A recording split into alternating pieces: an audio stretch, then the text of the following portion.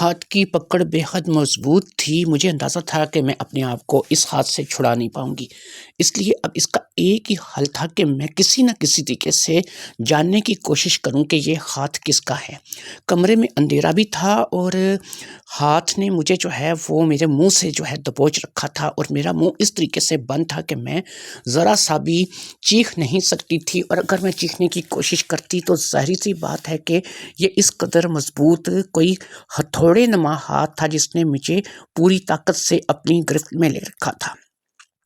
دوسرا ہاتھ ظاہری سی بات ہے کہ میرے ساتھ جو ہے وہ بد تہذیبی میں مصروف تھا، اور میں جو ہے اپنے آپ کو بچانے کی کوشش کر رہی تھی۔ میں جانتی تھی کہ میں ایک دبلی پتلی سی شہر کی پلی ہوئی لڑکی ہوں، اور میرے اندر اتنی طاقت نہیں ہے کہ میں اپنے آپ کی اس طریقے سے حفاظت کر سکوں۔ یہ شخص جو بھی تھا، میں نے ایک چیز کا اندازہ لگایا تھا کہ یہ بے پناہ طاقت کا مالک تھا۔ میرا سسر کہتا تھا کہ وہ 50 سے اوپر ہو چکا ہے، اور اس کی صحت ایسی نہیں ہے کہ وہ اس طریقے سے کسی کو دبوچ سکے۔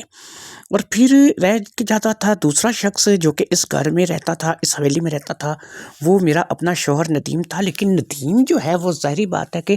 وہ میرے ساتھ ایسی حرکت کیوں کرے گا؟ اگر ندیم کو مجھ سے کچھ چاہیے تو وہ ایسی حرکت کیے بغیر بھی مجھ سے ہر چیز طلب کر سکتا ہے۔ ہم دونوں میاں بیوی ہیں، اور ہمارا جو رشتہ ہے وہ ظاہری بات ہے کہ انتہائی نازک رشتہ ہے۔ لیکن میں آج بہرحال اس بات کو جاننا چاہتی تھی کہ جب ہم لوگ حویلی میں صرف 2 ہی لوگ ہیں اس وقت، اور ندیم آج پھر جو ہے وہ شہر میں ہے، تو یہ کون ہے جو کہ یہاں پر آیا ہے؟ پھر مجھے نذیرہ والی باتیں بھی یاد آنے لگیں کہ نذیرہ کے ساتھ بھی کچھ ایسا ہوا تھا، اور اس کے بعد نذیرہ اس طریقے سے غائب ہو گئی تھی کہ نذیرہ کا کچھ پتہ نہیں چلا تھا۔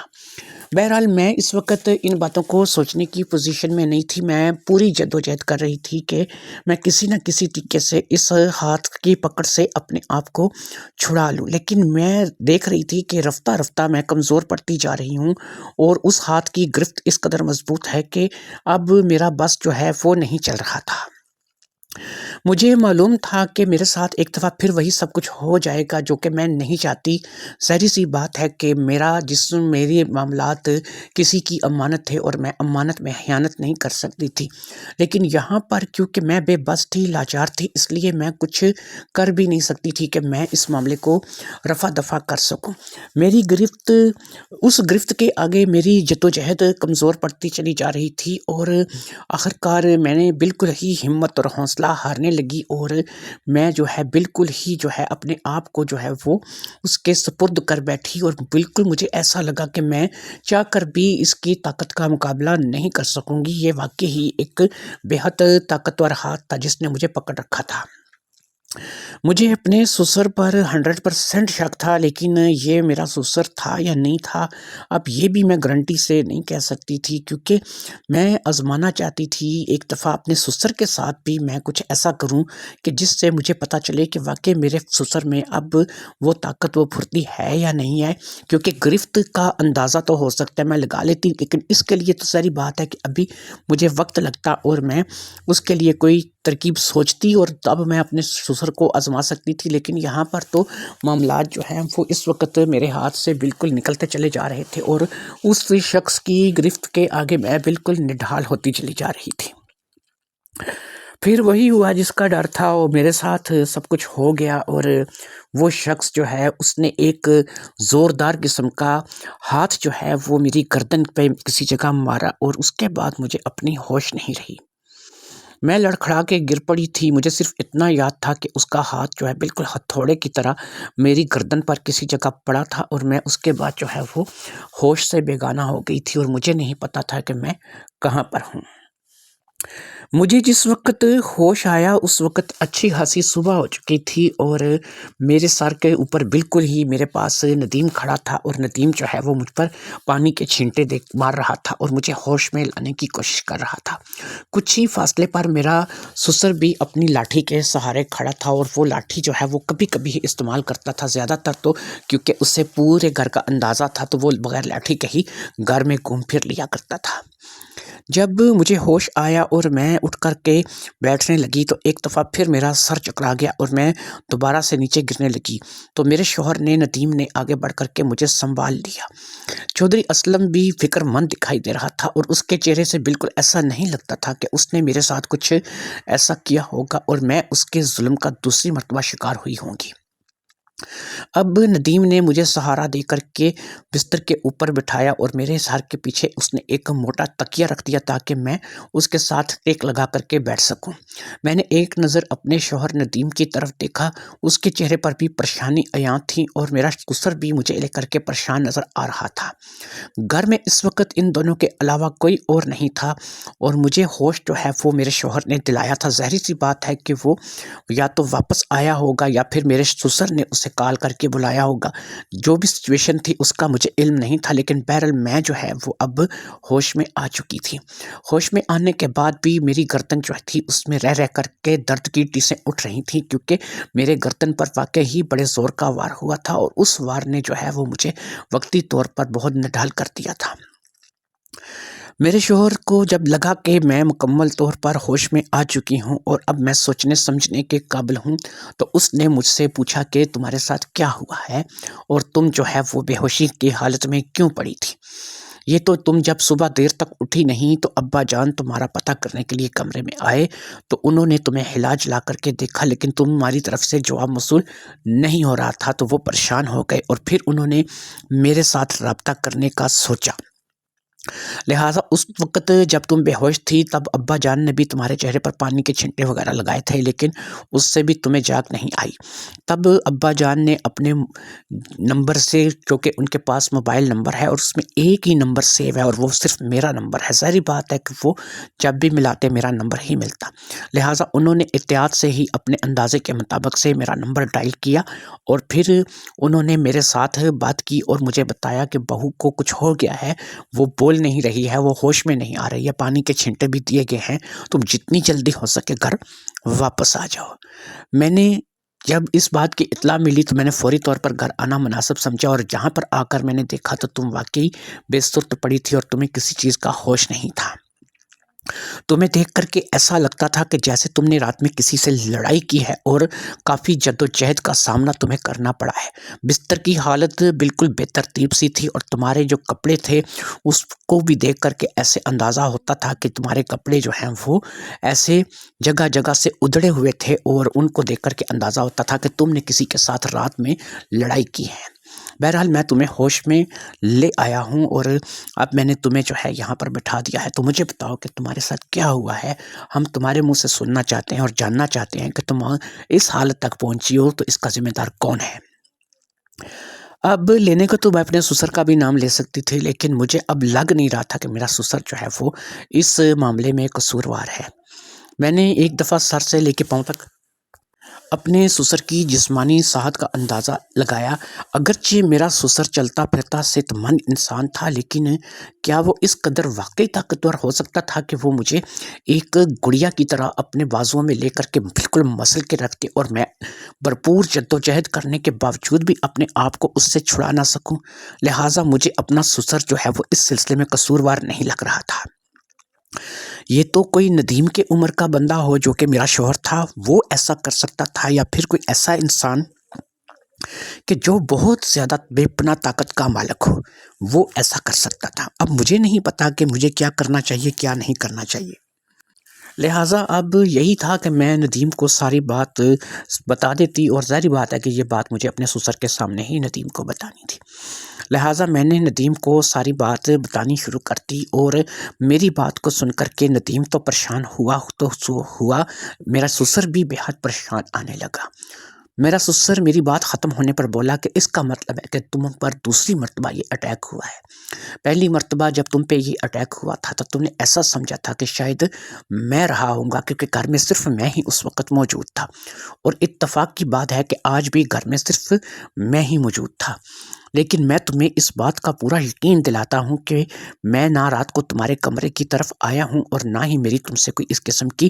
بات ہوئی ہے، اور نہ ہی میں نے تمہارے ساتھ کچھ زیادتی کی ہے، اور نہ ہی میں نے تمہارے ساتھ کوئی جھگڑا کیا ہے۔ رہ گیا ندیم، تو اس کو تمہارے ساتھ ایسا کرنے کی ضرورت ہی نہیں ہے، تم اس کی بیوی ہو۔ اور ندیم بہرحال شہر کیا ہوا تھا اور آج میں نے ہی اسے فون کر کے بلایا ہے، لیکن میں اس بات کو واقعی سمجھنے سے قاصر ہوں کہ یہ تمہارے ساتھ یہ چل کیا رہا ہے اور یہ ہو کیا رہا ہے۔ آج سے بہت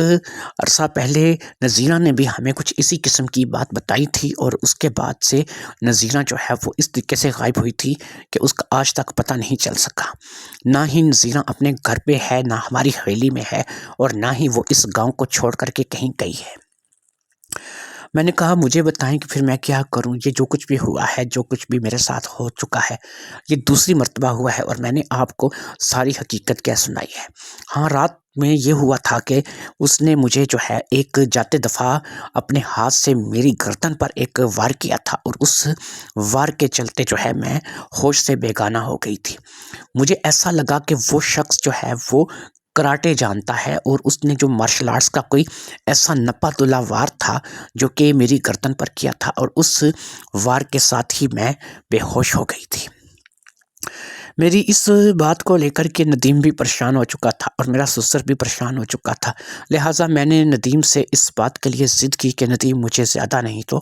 2-3 دن کے لیے مجھے گھر جانے دو، تاکہ میں جو ہے کچھ وقت اپنے گھر اپنی فیملی کے ساتھ، اپنے بہن بھائیوں کے ساتھ گزار کر کے آؤں، اور اپنے والدین کے ساتھ کچھ وقت گزاروں۔ ظاہری سی بات ہے کہ میری بہنیں تھیں اور میں اپنے والدین کے ساتھ جو ہے تھوڑا وقت گزارتی تو میرا ذہن فریش ہو جاتا۔ لہٰذا میں اس کام کے لیے ندیم سے اجازت طلب کی، تو ندیم نے مجھے اس کام کے لیے اجازت دے دی، لیکن اس نے مجھے پھر یہ کہا کہ ٹھیک ہے تم چلی جاؤ گھر، 2-3 دن تم گھر میں رہ آؤ، لیکن کوشش کرنا کہ 2-3 دن سے زیادہ نہ لگیں، کیونکہ پھر ہم دونوں کے پاس یہاں پہ کوئی بھی نہیں ہوگا۔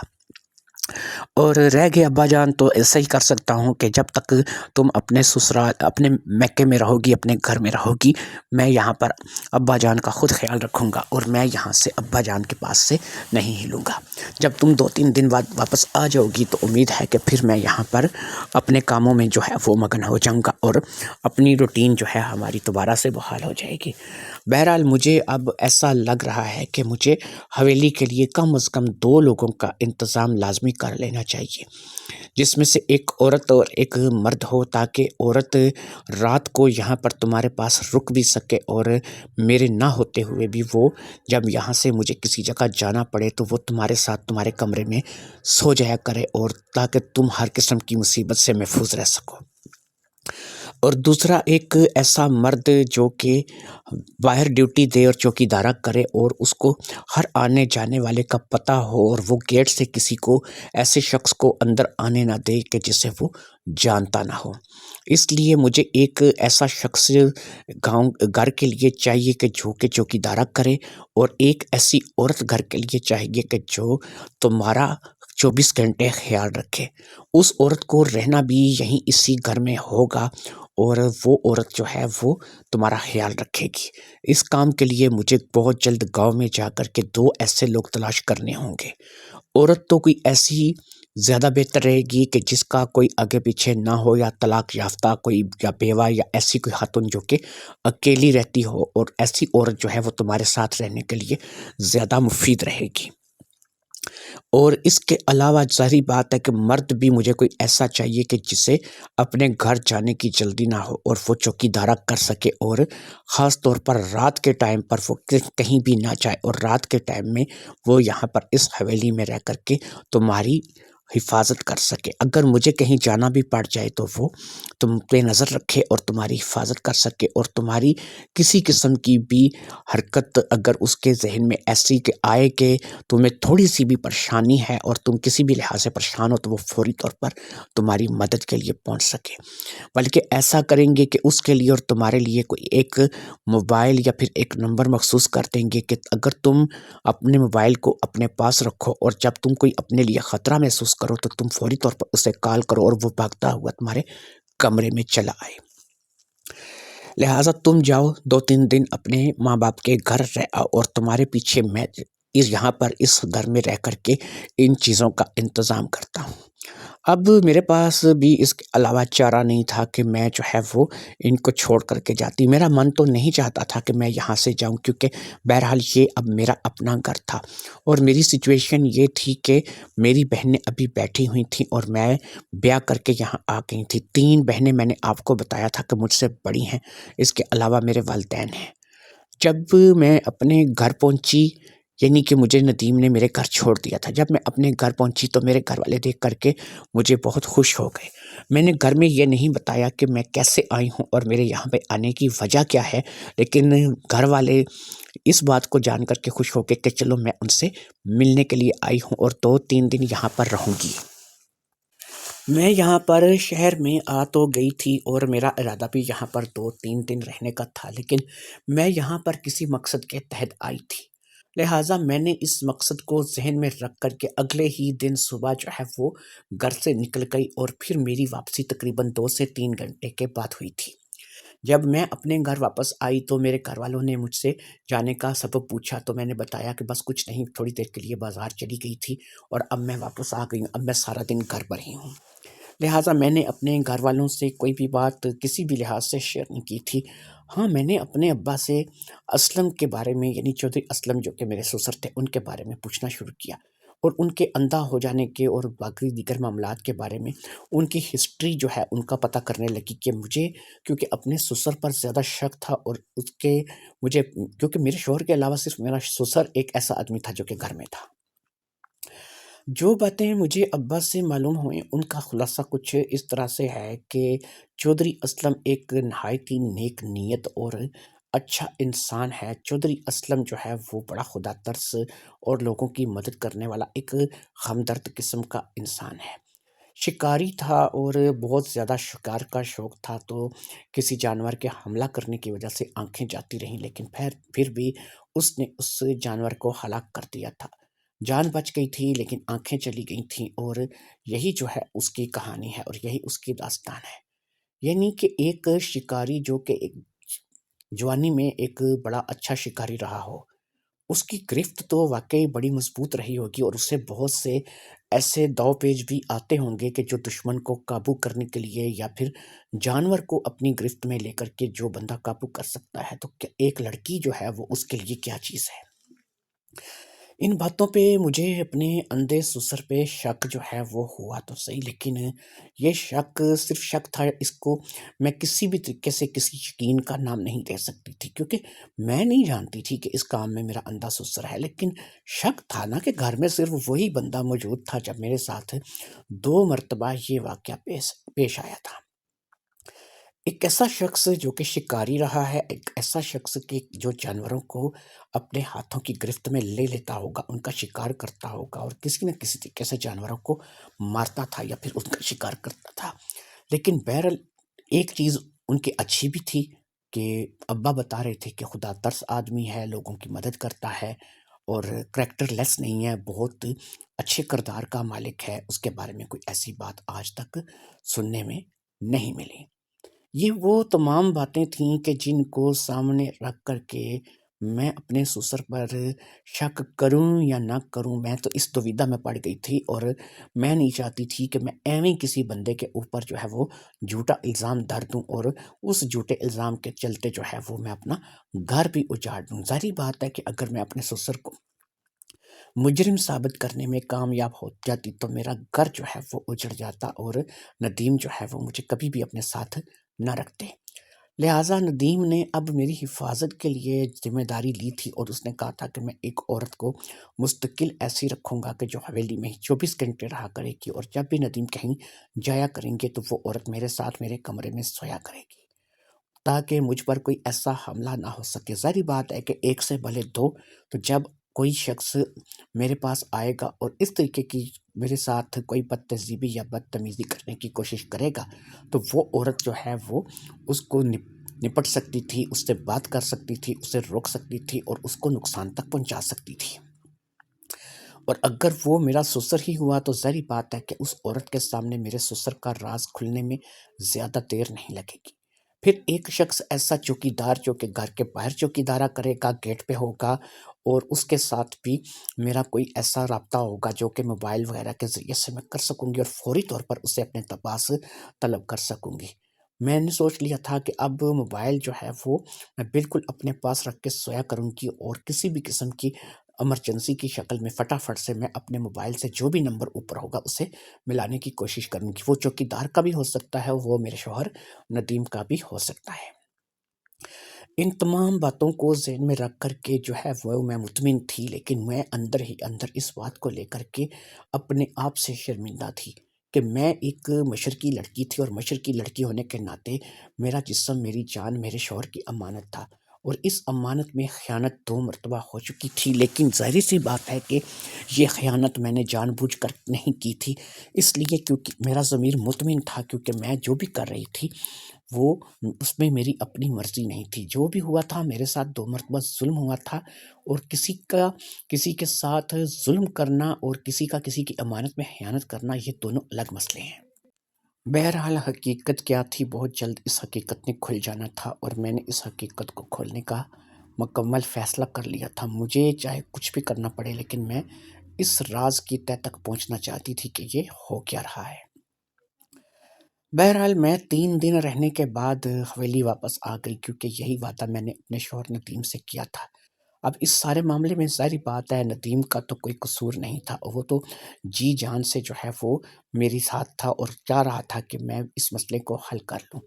2 دفعہ میرے ساتھ زیادتی ہوئی تھی، تو اس کا بھی اس نے مجھ پر کوئی الزام نہیں لگایا تھا، اور وہ اس بات کو سمجھ رہا تھا کہ اس زیادتی میں ظاہری بات ہے کہ میری اپنی مرضی کا دخل نہیں تھا، اس لیے وہ اس بات کو لے کر بھی مجھے کچھ بات نہیں سناتا تھا، اور بالکل جو ہے وہ ایک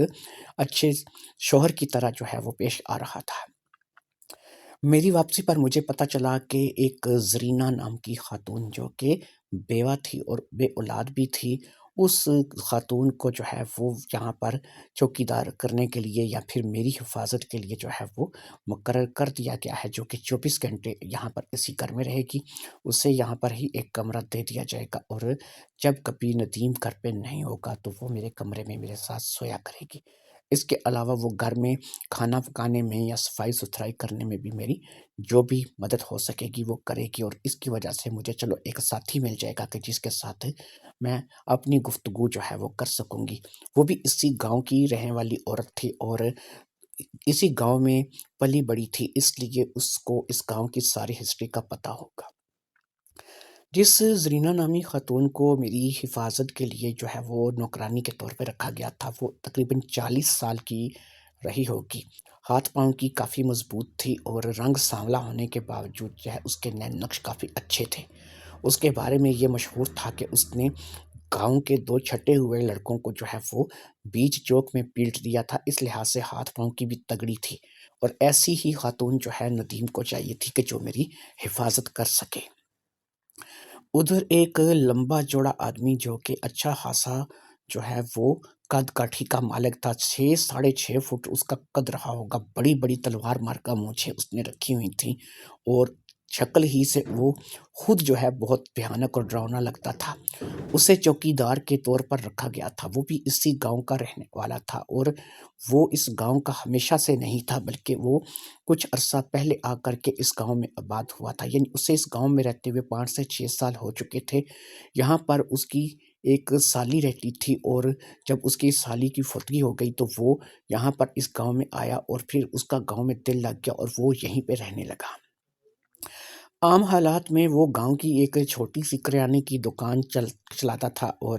اسی سے اپنا گزر بسر کرتا تھا، لیکن جب اسے چودھری ندیم نے یعنی کہ میرے شوہر نے نوکری کی آفر کی، تو اسے دکان سے زیادہ فائدہ نظر آیا، اور اس نے ساری بات کو سمجھنے کے بعد اس نوکری کو قبول کر لیا۔ اس لیے اب 2 بندے گھر میں اور اضافہ ہو چکے تھے جو کہ میری حفاظت پر مامور تھے۔ چوکیدار کا نمبر جو ہے وہ بھی میرے موبائل میں فیڈ کر دیا گیا۔ اب میرے موبائل میں صرف 2 ہی نمبر تھے، ایک میرے شوہر کا اور ایک چوکیدار کا، لہٰذا میں جسے بھی نمبر ملاتی فوری طور پر چوکیدار سے میرا رابطہ ہو جاتا۔ اگر میں اپنے شوہر کا نمبر ملاتی تو ظاہری بات ہے کہ وہ چوکیدار کو میرے پاس بھیج دیتا، اور اگر میں چوکیدار کو نمبر ملاتی تو وہ بھاگتا ہوا میرے پاس آ جاتا۔ دونوں وارداتوں کے بارے میں ان دونوں کو بریف کر دیا گیا تھا، یعنی زرینہ کو بھی بتا دیا گیا تھا اور ساتھ ہی ساتھ جو چوکیدار تھا اس کو بھی بتا دیا گیا تھا۔ چوکیدار کا نام اکبر حسین تھا اور وہ بہت ہی زیادہ جو ہے صحت مند اور طاقتور انسان تھا۔ مجھے ایسا لگ رہا تھا کہ اگر اس کا اور اس بندے کا جوڑ پڑ جائے کہ جو میرے ساتھ جو ہے کشتی لڑتا ہے یا میرے ساتھ آ کر کے یہ ظلم کرتا ہے، تو امید ہے کہ اکبر حسین اسے پچھاڑ دے گا، کیونکہ اکبر حسین بہرحال کوئی بوڑھا آدمی نہیں تھا، وہ زیادہ سے زیادہ 35 سے 40 سال کا رہا ہوگا۔ وہ ایک جوان آدمی ہی لگتا تھا اور ہر لحاظ سے فٹ تھا۔ وہ ایک غیر شادی شدہ شخص تھا اور اس کی غیر شادی شدہ زندگی اس طریقے سے تھی کہ وہ آیا تو اپنی سالی کی فوتگی پر تھا، لیکن اس سے پہلے اس کی بیوی فوت ہو چکی تھی، یعنی کہ یہ اس کی جو سالی تھی یہ اس کی بیوی کے فوت ہونے کے بعد فوت ہوئی تھی۔ تو اس کی بیوی کیونکہ فوت ہو چکی تھی تو میرے لیے تو وہ غیر شادی شدہ ہی تھا، کیونکہ وہ ایک رنڈوا تھا۔ لہٰذا ایک رنڈوا آدمی جو کہ غیر شادی شدہ ہی تھا اور اب تک اس نے کوئی دوسری تیسری شادی نہیں کی تھی، لہٰذا وہی آدمی جو ہے اب یہاں پر میری حفاظت کے لیے رکھ دیا گیا تھا۔ دن رات گزرنے لگے اور ندیم بھی اپنے کاموں میں مصروف ہو گئے، میرا بوڑھا سسر بھی اپنے کاموں میں لگا رہا۔ میں بہرحال اس کو کھانا وغیرہ سب کچھ جو ہے وہ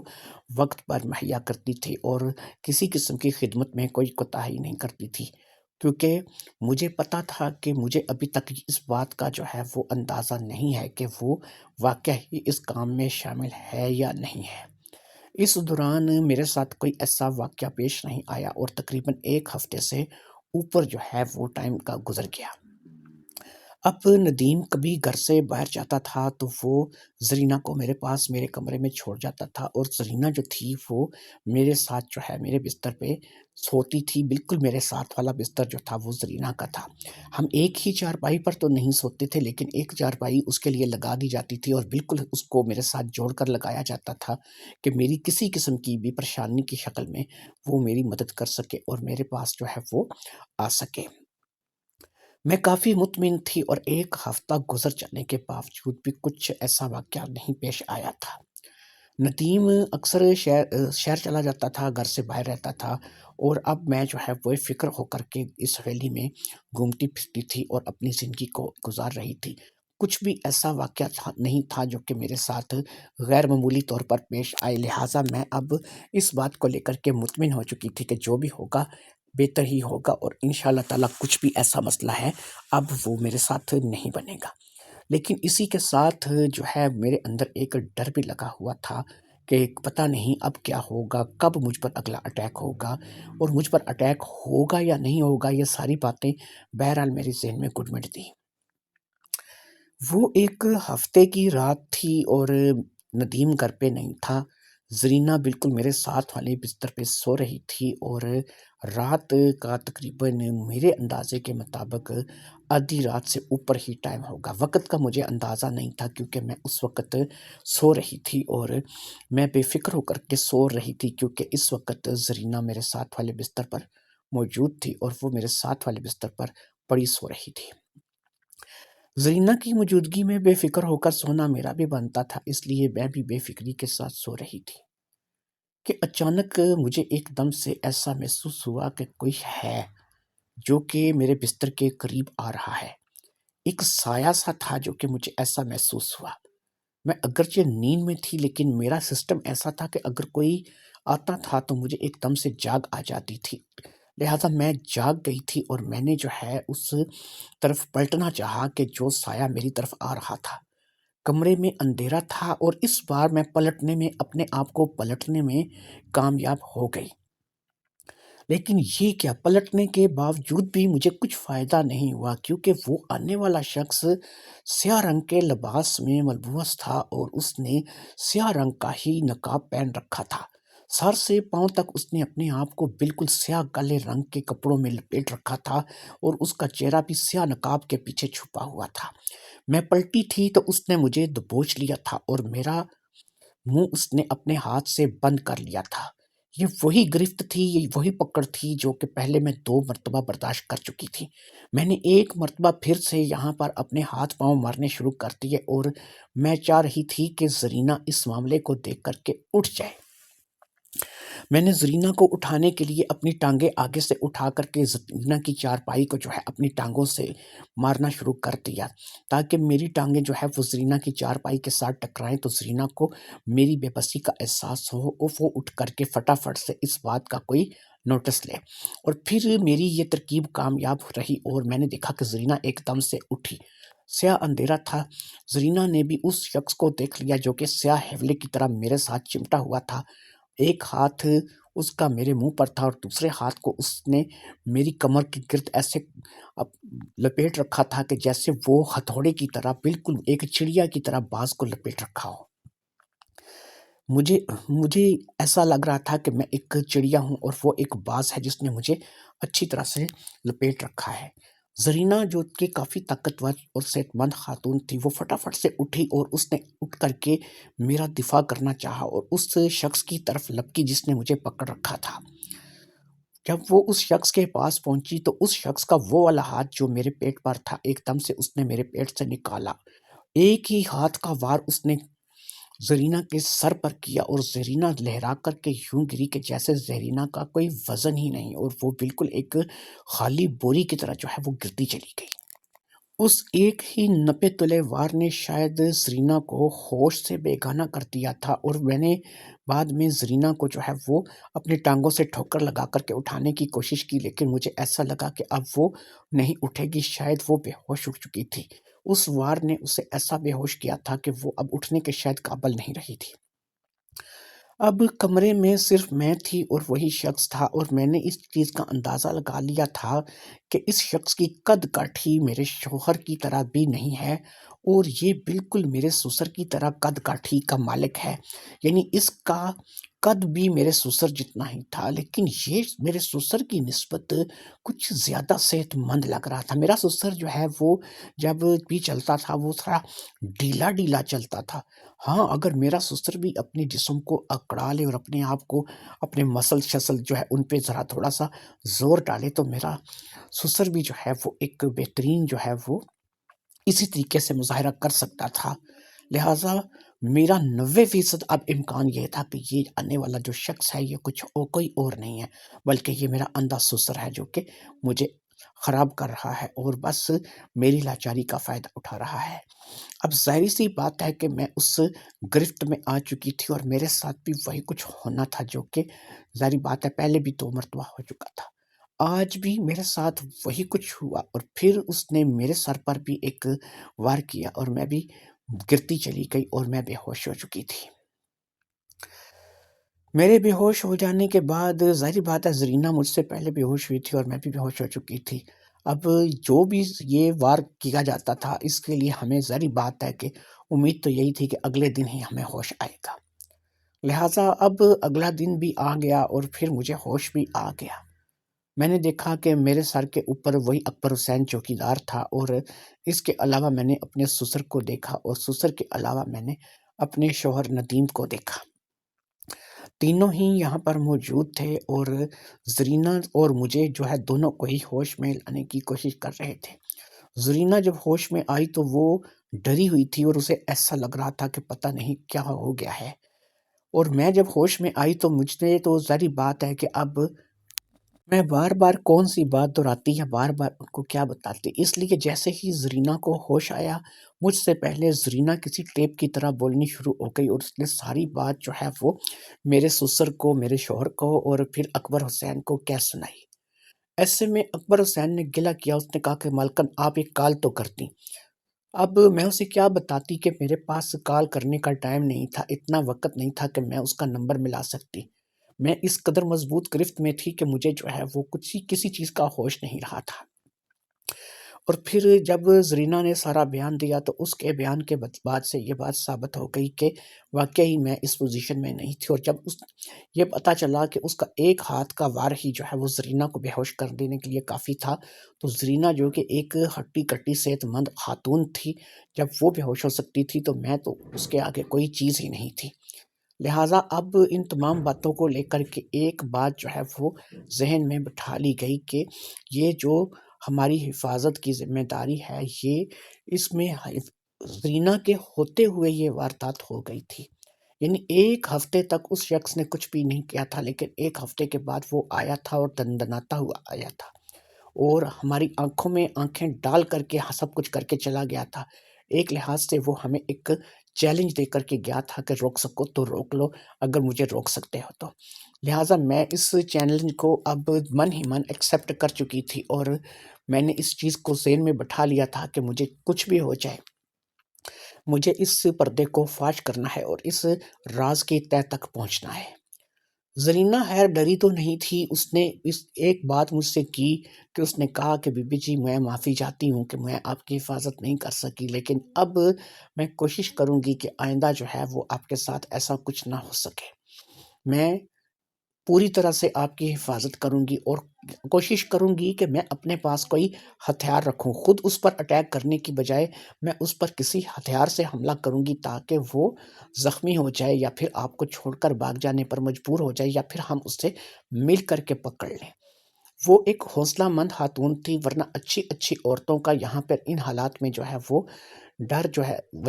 کی وجہ سے برا حال ہو جاتا ہے، لہٰذا وہ ڈری نہیں تھی۔ اس نے مجھے بھی حوصلہ دیا تھا اور خود بھی یہی کہا تھا کہ میں اب اپنے پاس کوئی ہتھیار رکھا کروں گی تاکہ آپ کو پریشانی آئے تو میں آپ کی مدد کر سکوں۔ اکبر حسین نے بھی کہا کہ بھئی میں ایک کام کرتا ہوں کہ میں باہر گیٹ پر چوکیدارہ چھوڑ کر کے اگر صاحب جائیں گے تو اس روز جو ہے میں ایک کام کروں گا کہ آپ کے دروازے کے ارد گرد جو ہے وہ ساری رات چکر لگاتا رہوں گا، تاکہ اس دروازے سے اگر کوئی بھی انجان شخص جو ہے وہ اندر ہونے کی کوشش کرے یا داخل ہو تو اس شخص کو میں دبوچ سکوں، اور اس شخص کے ساتھ میں وہ کروں گا کہ آپ دیکھتی رہ جائیں گی۔ لہٰذا جب بھی مالک جو ہیں ندیم صاحب گھر سے باہر جایا کریں گے تو میں آپ کے دروازے کے باہر آپ کی رکھوالی کیا کروں گا، اور میرا چوکیدارہ ہی ہے نا، میں نے رات کو جاگنا ہی ہوتا ہے، تو میں آپ کے دروازے کے باہر بیٹھا کروں گا تاکہ آپ کو کسی قسم کی پریشانی کا سامنا نہ کرنا پڑے۔ دونوں کی باتیں سن کر کے مجھے کافی حوصلہ ہوا تھا۔ ندیم نے بھی مجھے یہی کہا تھا کہ یہ دونوں اپنا فرض جو ہے وہ اچھے طریقے سے انجام دیں گے، باقی یہ ہے کہ اس کی قسمت اچھی تھی کہ وہ بچ کر کے نکل گیا۔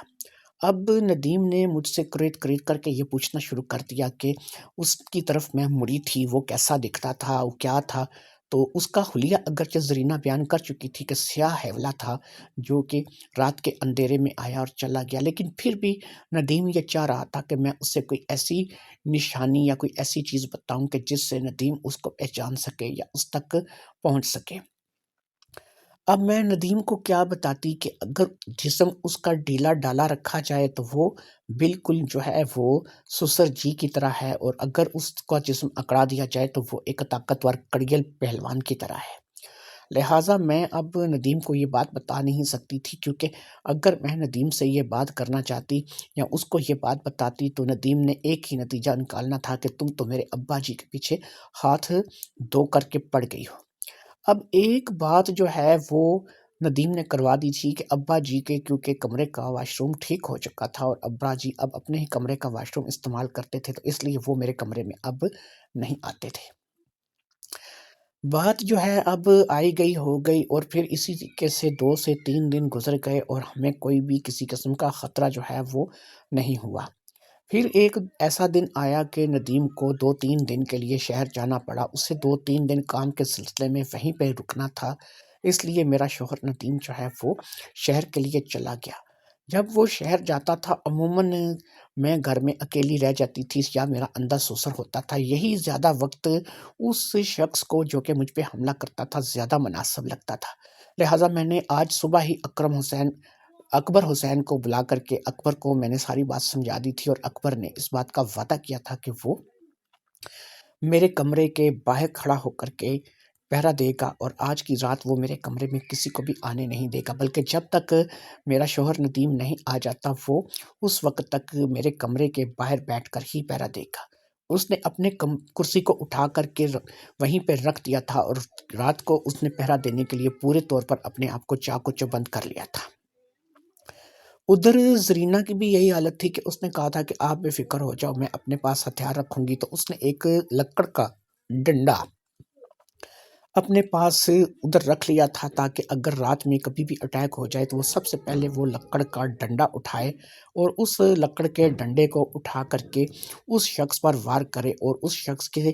ہاتھ پاؤں سے خود بچنے کی کوشش کرے، کیونکہ اگر وہ اس کے ہاتھ پاؤں کی زد میں آئے گی تو پھر دوبارہ بے ہوش بھی ہو سکتی ہے۔ لہٰذا زرینہ اور اکبر حسین کی اس تیاری کے بعد میں ذہنی طور پر مطمئن ہو چکی تھی کہ اب کوئی ایسی واردات ہوگی نہیں۔ 3 دن خاموشی سے گزر گئے تھے اور اب اگلا دن تھا۔ ندیم سے میری بات میرے شوہر سے ہو چکی تھی۔ آج کی رات بھی مجھے یہیں پہ گزارنی تھی، اکیلے گزارنی تھی، اور اگلے ہی رات ندیم کو واپس آنا تھا، یعنی کہ ندیم کو چوتھی رات بھی وہاں شہر میں لگ جانی تھی، کیونکہ کام 3 دن میں مکمل نہیں ہوا تھا۔ لہٰذا آج کی رات بھی ہم لوگوں کو جو ہے وہ اسی طریقے سے گزارنی تھی، اور پھر یہی ہوا کہ زرینہ اور میں کھانا کھانے کے بعد، رات کا کھانا کھانے کے بعد جو ہے وہ اپنے کمرے میں آ گئے، اور اکبر حسین بھی باہر کرسی ڈال کر کے بیٹھ گیا۔ اب کوئی بھی ایسا واقعہ، کوئی ایسی واردات ان 2-3 دنوں میں نہیں ہوئی تھی۔ ایک بات مجھے زرینہ کے ذریعے سے پتہ چلی تھی جو کہ بڑی عجیب و غریب تھی، اور اس بات کا خلاصہ میں اب آپ سے کرنے جا رہی ہوں۔ مجھے زرینہ نے یہ بات بتائی کیونکہ وہ ایک پرانی جو ہے وہ اس گاؤں کی رہنے والی تھی۔ اس کا کہنا تھا کہ ندیم کا جو والد صاحب ہے چودھری اسلم، ان کا ایک بھائی بھی تھا جو کہ اکرم نام تھا جس کا، اور وہ تھوڑا سا عیاش طبیعت آدمی تھا۔ لہٰذا جب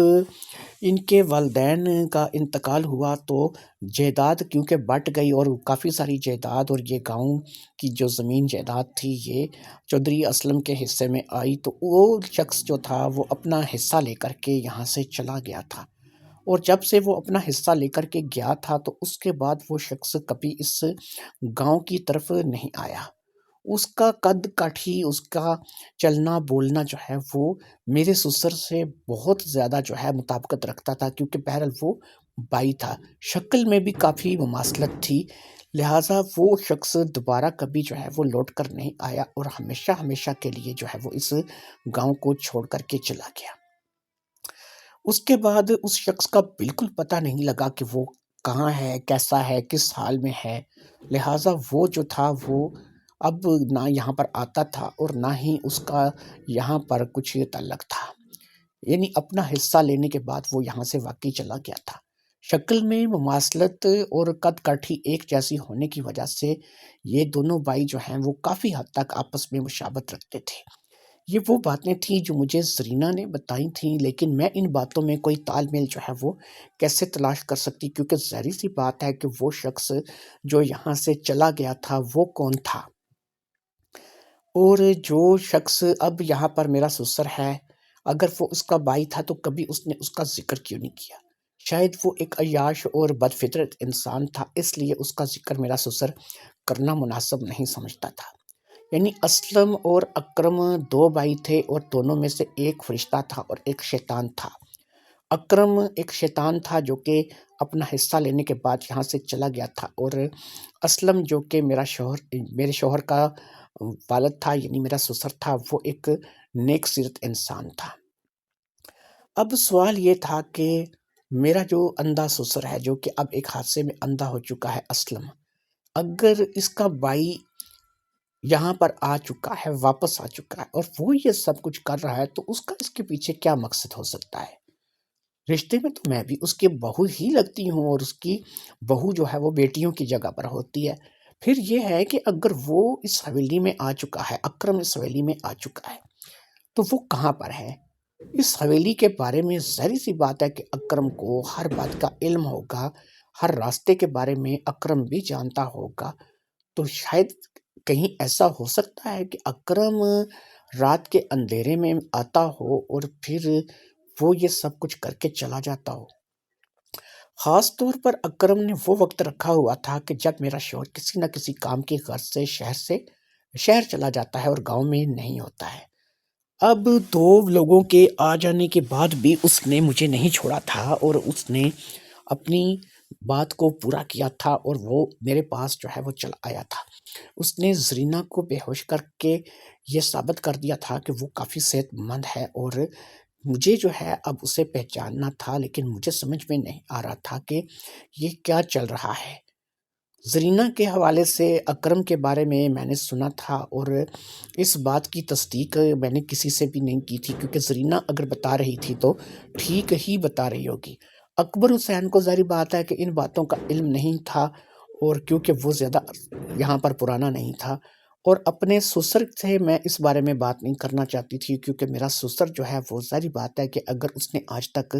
میرے سامنے اپنے بھائی کا ذکر نہیں کیا تھا تو میں بھی یہی چاہتی تھی کہ میں بھی اس کے سامنے اس کے بھائی کا ذکر نہیں کروں۔ شاید ہو سکتا ہے کہ وہ اپنے بھائی کو واقعی بہت زیادہ ناپسند کرتا ہو، اور اسی لیے جو ہے اس نے اپنے بھائی کا ذکر جو ہے وہ میرے سامنے نہیں کیا تھا۔ ان تمام باتوں کو ذہن میں رکھ کے میں نے ایک چیز کا فیصلہ کر لیا تھا، اور وہ یہ فیصلہ تھا کہ میں اپنے طور پر ہی اس معاملے کی تہہ تک پہنچنے کی کوشش کروں گی۔ خیر، آج چوتھی رات تھی، اور دروازے کے باہر اکبر حسین پوری طرح سے چاق و چوبند پہرا دینے میں مصروف تھا، اور زرینہ بھی جو ہے اس وقت رات کا کھانا کھا کر کے میرے ساتھ آ کے ساتھ والی چارپائی پہ لیٹ چکی تھی۔ میں بھی سونے کے لیے لیٹ چکی تھی، کیونکہ ابھی زیادہ ٹائم نہیں ہوا تھا، 10:30 11 بجے کا ٹائم تھا، اور سونے کی روٹین یہی تھی کہ 10:30 11 بجے کے بعد سو جاتی تھی، اور رات میں کبھی کبھی میری آنکھ کھلتی تھی، کبھی کبھی تو جب میرے ساتھ کوئی واقعہ پیش آتا تھا تو آنکھ کھلتی تھی۔ اس کے علاوہ بھی ایک دو بار تو میں پیشاب وغیرہ کرنے کی غرض سے اٹھتی تھی۔ میرا سسر بھی ظاہر بات ہے کہ اپنے کمرے میں ہی ہوگا، اور اس سے بھی اس بات کا بڑی اچھے طریقے سے پتہ تھا کہ زرینہ اور اکبر جو ہیں وہ کس طریقے سے اب میرے ساتھ پہرا دے رہے ہیں، کیونکہ ظاہر بات ہے کہ ایک ہی گھر میں رہتے ہوئے ان تمام باتوں کا علم جو ہے وہ ہو جانا کوئی غیر فطری نہیں تھا، اسے بھی ان تمام باتوں کا علم تھا۔ اس نے بھی زرینہ کو اور اکبر حسین کو میرے سامنے بڑی سختی سے اس بات کی ہدایت کی تھی کہ وہ ہر لحاظ سے میرا خیال رکھیں، اور کسی قسم کی پریشانی مصیبت جو ہے وہ مجھ پر نہ آنے دیں۔ لہٰذا اس رات میں جو ہے وہ سوئی، اور یہ آج آخری رات تھی۔ کل میرا شوہر ندیم میرے پاس ہوتا، اور کسی قسم کی پریشانی جو ہے وہ مجھے نہ ہوتی۔ پھر زرینہ میرے پاس نہ سوتی، وہ اپنے کمرے میں جا کر کے سوتی، اور اکبر حسین بھی باہر گیٹ پر چلا جاتا۔ آج رات جو ہے مجھے بس کاٹنی تھی، اور کل جو ہے وہ ندیم نے شہر سے واپس آ جانا تھا۔ میں سو گئی، اور رات میں کوئی کسی قسم کا غیر معمولی واقعہ پیش نہیں آیا، اور میں سوتی رہی، اور پھر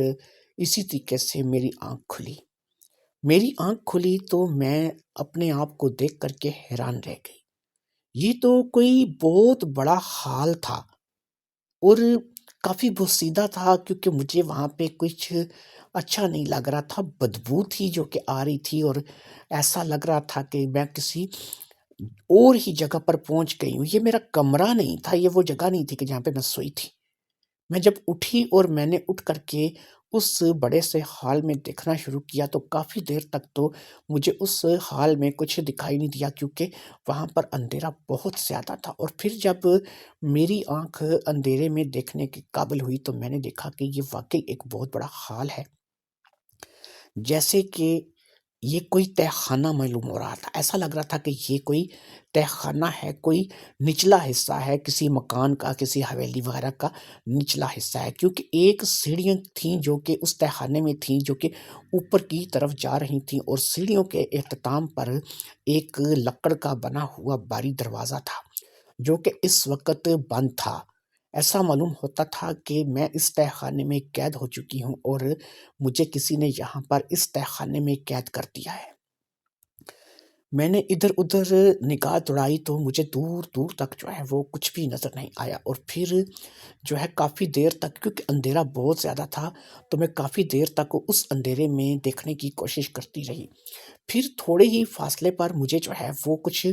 چیز محسوس ہوئی۔ میں نے اس کو محسوس کیا تو میں اس کی طرف بڑھ گئی۔ میں نے اپنے آپ کو اچھے طریقے سے تلاش کرنے کی کوشش کی کہ میرے پاس اس وقت موبائل ہوتا یا کوئی ایسی چیز ہوتی، لیکن میرے پاس نہ تو کوئی موبائل تھا اور نہ ہی کوئی چیز تھی، اور میں بالکل جو ہے صرف اسی کپڑوں میں تھی جن کپڑوں میں میں رات کو سوئی تھی۔ میرے پاس اس وقت کچھ بھی ایسا نہیں تھا کہ میں دیکھ سکتی، سن سکتی، سمجھ سکتی، لہٰذا میں نے فٹافٹ سے تہہ خانے کا اچھے طریقے سے جائزہ لینا شروع کیا، اور آنکھیں پھاڑ پھاڑ کر کے اس اندھیرے میں دیکھنے کی کوشش کی۔ میری آنکھیں اس حد قدر تک اب ہو چکی تھی کہ میں اس اندھیرے میں بھی، اس گپ اندھیرے میں بھی، اس تہہ خانے میں کچھ تھوڑا بہت محسوس کر پا رہی تھی، دیکھ پا رہی تھی۔ میں نے اپنے سے کچھ ہی فاصلے پر ایک عورت کو دیکھا۔ وہ عورت پتہ نہیں کون تھی، لیکن وہ بندھی ہوئی تھی۔ ویسے تو میں بھی بندھی ہوئی تھی، لیکن میرے صرف پاؤں میں زنجیر تھی، اور باقی وہ زنجیر اتنی لمبی تھی کہ میں جب ہوش میں آئی تھی تو میں اٹھ کر کے کھڑی ہو گئی تھی، اور اب تہہ خانے میں گھوم پھر رہی تھی۔ اس تہہ خانے میں صرف میرے پاؤں میں ایک زنجیر تھی، جس کی وجہ سے میں اس تہہ خانے میں قید ہو کر کے رہ گئی تھی۔ یہ زنجیر میں نے بعد میں محسوس کی تھی، شروع میں مجھے اس زنجیر کا احساس نہیں ہوا تھا اور پتہ نہیں لگا تھا کہ یہ زنجیر ہے کیا، لیکن جب میں اٹھ کر کے کھڑی ہوئی تو مجھے اس زنجیر کا احساس ہوا، اور مجھے پتہ لگا کہ میرے پاؤں میں زنجیر ہے۔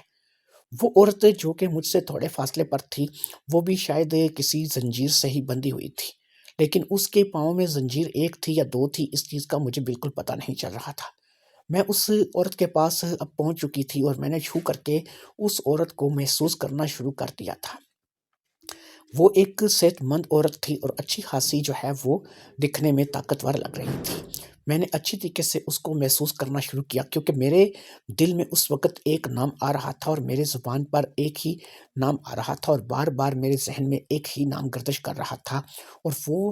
نام تھا زرینہ کا، جو کہ میرے ساتھ ظاہری بات ہے کہ سوئی تھی۔ اگر میں یہاں پر پہنچ گئی تھی تو میرے ساتھ ہو سکتا ہے کہ زرینہ بھی یہاں پر اس تہہ خانے میں پہنچ گئی ہو۔ لیکن جب میں نے اس کے چہرے پر ہاتھ گھمایا اور اس کے بال وغیرہ دیکھے، یا پھر اس کے جسم کو میں نے محسوس کیا، تو مجھے یہ پتہ چلا کہ وہ عورت زرینہ نہیں ہو سکتی۔ وہ بھی ایک صحت مند طاقتور عورت تھی، لیکن یہ زرینہ بہرحال نہیں تھی۔ میں نے اسے ہلا کر کے ہوش میں لانے کی کوشش کی، تو وہ بالکل بے صورت سی، بے ہوش سی لگ رہی تھی، یعنی کہ اسے ہوش بھی نہیں آ رہا تھا۔ اب میں جو ہے اس کو زیادہ زور سے جھنجھوڑ کر کے ہوش میں لانے لگی، لیکن وہ ہوش میں کسی بھی طریقے سے نہیں آ رہی تھی۔ شاید اسے کسی چیز کا کوئی نشہ وغیرہ کر کے یا کسی چیز کے ذریعے سے اس کو بے ہوش کیا گیا تھا، لہٰذا میں اس بات کو لے کر کے بہت پریشان ہو گئی۔ اب مجھے جو ہے وہ اس چیز کا احساس ہوا کہ میں ایک بند تہہ خانے میں ہوں، اور یہ تہہ خانہ جو ہے یہ بہرحال کسی گھر کا یا کسی حویلی کا تہہ خانہ ہے۔ میں نے چیخ چیخ کر کے اپنی مدد کے لیے پکارنا شروع کیا۔ میں نے اپنے شوہر کو، اکبر کو، زرینہ کو آوازیں دیں، لیکن کوئی بھی میری آواز کے لیے نہیں آیا، اور نہ ہی میری آواز سن کر کے کوئی میری طرف متوجہ ہوا۔ اب اس تہہ خانے میں اس قدر دیکھ پا رہی تھی کہ مجھے اب اس تہہ خانے کی ہر چیز جو ہے وہ دکھائی دینے لگی تھی۔ میں نے ایک پانی کا مٹکا دیکھ لیا تھا، جو کہ اسی تہہ خانے میں پڑا ہوا تھا۔ شاید یہ پینے کے لیے پانی تھا جو کہ وہاں پر پڑا ہوا تھا۔ میرے ساتھ جو عورت لیٹی ہوئی تھی، یعنی کہ کچھ ہی فاصلے پر، جسے میں نے تھوڑی دیر پہلے محسوس کیا تھا، یہ عورت اب مجھے اس کی شکل تھوڑی تھوڑی نظر آنے لگی تھی، اور یہ زرینہ واقعہ ہی نہیں تھی۔ اس کی شکل کا جو مہاندرا تھا، یا جو اس کے قد کاٹھی ڈیل ڈول تھا، اس سے مجھے اسے پہچاننے میں دیر نہیں لگی۔ میں نے اسے پہچان لیا تھا۔ جی ہاں، یہ نذیرہ تھی، اس حویلی کی، جس حویلی میں رہتی تھی، اس کی پہلی نوکرانی یہ نذیرہ تھی، اور یہ بلا شبہ نذیرہ تھی۔ میں نذیرہ کے گھر جا چکی تھی، اور نذیرہ کو اس سے پہلے تلاش کرنے کی کوشش کر چکی تھی۔ پھر میرے ذہن میں بالکل دھماکے سے ہونے لگے، اور میں جو ہے وہ اس بات کو لے کر کے پریشان ہو گئی۔ نذیرہ جو کہ کافی عرصے سے گاؤں سے غائب تھی، جس کے بارے میں پتہ نہیں تھا کہ وہ کہاں پر ہے، وہ حویلی میں بھی نہیں تھی، وہ اپنے گھر میں بھی نہیں تھی، وہ بس میں بیٹھ کر کے کبھی شہر کے لیے بھی نہیں گئی، اور وہ کبھی گاؤں کو چھوڑ کر بھی نہیں گئی، لیکن وہ پر اصرار طور پر غائب ہو چکی تھی، اور اس کا کسی کو بھی کوئی پتہ نہیں تھا۔ یعنی میں اس وقت جس تہہ خانے میں تھی، اس تہہ خانے میں نذیرہ میرے سے پہلے موجود تھی۔ شاید وہ ہوش میں آئے تو میں اس سے پوچھوں۔ وہ زندہ تھی، اس بات کا میں نے اندازہ لگا لیا تھا، کیونکہ اس کی سانسیں چل رہی تھیں، وہ باقاعدہ جو ہے وہ سانس لے رہی تھی، اس لیے اس نے جلدی یا دیر سے صحیح ہوش میں آ جانا تھا۔ لیکن جیسے ہی وہ ہوش میں آتی، مجھے ساری کہانی اس کے زبانی پتہ چل جاتی، مجھے پتہ چل جاتا کہ کیا مسئلہ ہے اور اس حویلی میں کیا طریقہ چل رہا ہے۔ لیکن یہاں پر آ کر کے پتہ چلنے کا بھی کوئی فائدہ نہیں تھا، کیونکہ ندیم اور میرا سسر آج تک نذیرہ کو تلاش نہیں کر پائے تھے، اور نہ ہی گاؤں کے کچھ لوگ جو کہ نذیرہ کو تلاش کرنا چاہتے تھے وہ آج تک اس کے بارے میں کوئی پتہ چلا پائے تھے۔ اس کا مطلب یہ ہے کہ اگر وہ نذیرہ کو نہیں ڈھونڈ سکے تھے تو وہ مجھے بھی کسی طریقے سے نہیں ڈھونڈ سکیں گے۔ میں ایک دفعہ پھر ہمت کر کے اٹھی اور اچھے طریقے سے تہہ خانے میں گھومنے پھرنے لگی۔ مجھے اتنی جو میری زنجیر تھی وہ تھی کہ میں ان سیڑھیوں سے کچھ فاصلے پر جا کر کے رک جاتی تھی، یعنی میں ان سیڑھیوں پر چڑھنا چاہتی تو نہیں چڑھ سکتی تھی۔ ویسے بھی میں اس قدر پہلوان نہیں تھی کہ اس زنجیر کو توڑ سکوں اور اس زنجیر کو توڑ کر ان سیڑھیوں پہ چڑھ جاؤں اور جا کر کے دروازے سے کسی طریقے سے باہر نکلنے کی کوشش کروں۔ میں جب تک جس شخص نے مجھے یہاں پہ قید کیا ہوا تھا جب تک وہ نہیں چاہے گا میں یہاں سے واقعی میں آزاد نہیں ہو سکتی تھی۔ اور نذیرہ جو مجھ سے پہلے یہاں پہ موجود تھی اگر آج تک وہ آزاد نہیں ہو سکی تھی تو ظاہری بات ہے کہ میرا آزاد ہونا تو بے حد مشکل تھا۔ مجھے پتہ نہیں چل رہا تھا کہ میں اس وقت کہاں پر ہوں، لیکن مجھے بس ایک چیز کا پتہ چل چکا تھا کہ یہ کوئی تہہ خانہ ہے، یہ کسی حویلی کا یا کسی مکان کا یا کسی جگہ کا تہہ خانہ ہے، لیکن یہ کہاں پر ہے اس کے بارے میں بالکل مجھے کچھ بھی پتہ نہیں تھا۔ میں تو رات میں اچھی بھلی سوئی تھی، میرے کمرے کے باہر اکبر حسین بھی تھا جو کہ چوکیداری کر رہا تھا، زرینہ تھی جو کہ بالکل میرے ساتھ سو رہی تھی۔ ایسے میں اکبر اور زرینہ کی نظروں سے بچ کر کے کون تھا جو کہ مجھے اتنی صفائی سے اٹھا کر کے یہاں پر لے آیا تھا اور پھر زرینہ اور اکبر کو اس بات کا پتہ کیوں کر نہیں لگا تھا۔ لہٰذا اب مجھے سمجھ میں نہیں آ رہی تھی کہ یہ کیا ہو رہا ہے اور کیسے ہو رہا ہے۔ میں ایک تہہ خانے میں بہرحال قید ہو چکی تھی مگر میں ہمت ہارنے والوں میں سے نہیں تھی۔ مجھے جو بھی کرنا تھا اب پوری سمجھداری سے کرنا تھا اور مجھے یہاں سے نکلنے کی کوشش کرنی تھی۔ جب میری نظر کافی حد تک دیکھنے کے قابل ہو گئی تو میری نظر جو ہے وہ ایک طرف پڑی اور میں نے دیکھا کہ یہاں پر ایک کونے میں کچھ ہڈیاں سی تھیں جو کہ پڑی ہوئی تھیں۔ ان میں کپال یعنی کہ ایک انسان کا سر موجود تھا اور کچھ ایسی ہڈیاں تھیں جیسے کہ یہ کوئی ڈھانچہ یا کوئی جسم کی ہڈیاں ہوتی ہیں، یعنی کہ یہ ایک کوئی ایسا شخص تھا جو کہ کبھی کسی دور میں زندہ رہا ہوگا لیکن اب وہ شخص زندہ نہیں تھا بلکہ صرف اس کا ڈھانچہ تھا جو کہ وہاں پر موجود تھا۔ اس ڈھانچے کو دیکھ کر کے مجھے ایسا لگ رہا تھا کہ یہ کسی آدمی کا ڈھانچہ ہے کیونکہ کہیں کہیں جسم کی کھال جو تھی وہ نہ ہونے کے برابر تھی اور اس کی جسم کی بناوٹ یہ بتا رہی تھی کہ یہ کوئی مرد ہوگا اور یہ کوئی عورت نہیں تھی۔ بہرحال یہ تمام باتیں تو مجھے نذیرہ کے ذریعے سے پتہ چل سکتی تھیں اور میں نذیرہ کے ہوش میں آنے کا انتظار کر رہی تھی۔ یا تو مجھے نذیرہ ان باتوں سے آگاہ کر سکتی تھی یا پھر جو ہے وہ مجھے وہ شخص بتا سکتا تھا کہ جو مجھے یہاں پر چھوڑ کر کے چلا گیا تھا اور جس شخص کی میں اس وقت قید میں تھی۔ یہ وہی شخص رہا ہوگا کہ جو سیاہ رنگ کا ہیولا بن کر کے میرے کمرے میں آتا تھا اور میرے ساتھ زیادتی کر کے چلا جاتا تھا۔ یہ وہی ہوگا کیونکہ اس کے علاوہ کوئی اور ایسا شخص نہیں تھا کہ جسے مجھ میں کوئی دلچسپی ہو۔ لیکن اس سے ایک مجھ سے زیادہ عمر کی عورت میں جو یعنی نذیرہ میں جو کہ اس گھر کی پہلی نوکرانی تھی اس میں اسے کیا دلچسپی ہو سکتی تھی؟ نذیرہ کو اس نے کیوں اٹھا لیا تھا اور نذیرہ یہاں پر قید کیوں کاٹ رہی تھی؟ میں تو چلو ایک نوجوان لڑکی تھی جو کہ ابھی 24-25 سال کی تھی تو میرے ساتھ کچھ اب 19 سال کی تھی، میرے ساتھ کچھ بھی ہو سکتا تھا، لیکن یہ کیوں تھا، یہ کیسے تھا کہ اب نذیرہ جو ہے یہ یہاں پہ کیوں قید تھی؟ مجھے اس بات کی کوئی سمجھ میں نہیں آ رہی تھی۔ لہٰذا میں نے اب وقت اور حالات پہ چھوڑ دیا اور خود چپ کر کے دیوار کے ساتھ ٹیک لگا کر کے بیٹھ گئی۔ یہ تہہ خانہ ہونے کی وجہ سے یہاں پر تھوڑی سی سیلن تھی جس کی وجہ سے مجھے شروع میں بدبو آئی تھی، لیکن رفتہ رفتہ میرا ناک جو تھا وہ اس بدبو کا عادی ہو گیا تھا اور مجھے اب وہاں سے وہ بدبو نہیں آ رہی تھی۔ جب آپ کسی جگہ پر کافی ٹائم گزار لیتے ہو تو آپ کو جو ہے وہ وہاں کی عادت پڑ ہی جاتی ہے۔ میرے ساتھ بھی یہی ہوا تھا اور میں اب نذیرہ کے ہوش میں آنے کا انتظار کرنے لگی تھی اور دیوار کے ساتھ ٹیک لگا کر کے بیٹھی ہوئی تھی۔ اتنے میں اوپر والا دروازہ جو کہ لکڑ کا دروازہ تھا کھلا، وہی سیاہ ہیولا میں نے اسے دیکھ لیا تھا اس قدر اندھیرا ہونے کے باوجود بھی، کیونکہ اب اندھیرے میں دیکھنے کے قابل ہو چکی تھی۔ وہی سیاہ ہیولا اس دروازے سے اندر آیا تھا، پھر اس نے اس دروازے کو بند کر دیا اور ان سیڑھیوں سے اترتا ہوا وہ سیدھا میرے پاس سامنے، بالکل میرے سامنے آ کر کے کھڑا ہو گیا۔ اس نے اب بھی اپنے چہرے کو سیاہ نقاب میں ڈھانپ رکھا تھا اور اس کے پورے جسم پر سیاہ رنگ کا ہی لباس تھا۔ اس کی قد کٹھی اور ڈیل ڈال بالکل میرے سسر جیسا تھا، اس لیے مجھے اس چیز کو سمجھنے میں دیر نہیں لگی کہ ہو نہ ہو یہ جو بھی شخص ہے جس نے مجھے یہاں پر قید کر رکھا ہے، یہ اکرم ہی ہے اور اکرم ہی نے یہ سارا کھیل رچ رکھا ہے۔ وہ اکرم ہی لگ رہا تھا کیونکہ وہ اکرم ہی تھا، لہٰذا میں اب اس بات کو تھوڑا تھوڑا تو جان چکی تھی کہ یہ آنے والا جو بھی ہے یہ اکرم ہے، لیکن مجھے ابھی تک نظیرہ اور اس قریب پڑے ہڈیوں کے ڈھانچے کے بارے میں کچھ پتہ نہیں تھا۔ مجھے نہیں پتا تھا کہ یہ جو قریب پڑا ہوا ہڈیوں کا ڈھانچہ ہے یہ کس کا ہے اور نظیرہ جو ہے وہ کیوں بے ہوش ہے۔ آنے والا شخص جو ہے وہ ایک شیطانی ہنسی کے ساتھ میرے سامنے کھڑا ہو کر ہنستا اور پھر ہنستا ہی چلا گیا۔ شاید وہ اپنی کامیابی پر بہت زیادہ اترا رہا تھا، اسے ایسا لگ رہا تھا کہ جیسے اس تک کوئی پہنچ نہیں سکتا اور وہ اپنے مقصد میں، اپنے مشن میں کامیاب ہو چکا ہے، لہٰذا اب وہ اپنی کامیابی کا جشن میرے سامنے کھڑا ہو کر کے ہنسی کی صورت میں منا رہا تھا۔ لگ تو ایسا ہی رہا تھا کہ وہ کامیاب ہو چکا ہے۔ اس نے مجھے یہاں پر لا کر کے قید کر دیا تھا، نظیرہ اس کی قید میں تھی اور یہ ہڈیوں کا ڈھانچہ ایک طرف پڑا تھا کونے میں، کہ جس کے بارے میں تو مجھے کوئی خبر ہی نہیں تھی کہ یہ کیا ہے۔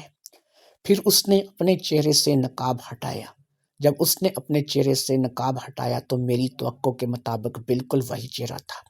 جسے میں دیکھنا چاہتی تھی، پہچان چکی تھی۔ یہ اکرم ہی تھا، میرے سسر کا بھائی۔